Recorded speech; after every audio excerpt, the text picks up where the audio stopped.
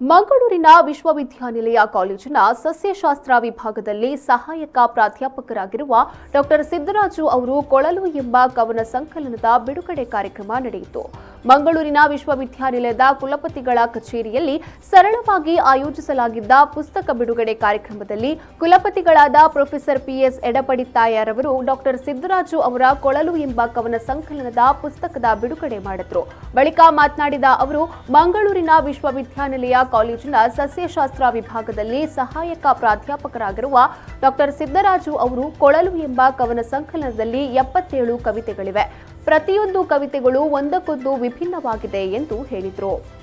ಕವನ ಸಂಕಲನದ ಲೇಖಕರಾದ ಕವಿ ಹಾಗೂ ಸಸ್ಯಶಾಸ್ತ್ರದ ಸಹಾಯಕ ಪ್ರಾಧ್ಯಾಪಕರಾದ ಡಾಕ್ಟರ್ ಸಿದ್ದರಾಜು ಅವರು ಪುಸ್ತಕ ಪರಿಚಯಿಸಿದರು. ಕಾರ್ಯಕ್ರಮದಲ್ಲಿ ಪ್ರೊಫೆಸರ್ ಪ್ರಶಾಂತ್ ನಾಯ್ಕ್, ಸಹ ಪ್ರಾಧ್ಯಾಪಕರಾದ ಡಿಪಿ ಅಂಗಡಿ ಮತ್ತು ಡಾಕ್ಟರ್ ಅನಿತಾ ಉಪಸ್ಥಿತರಿದ್ದರು.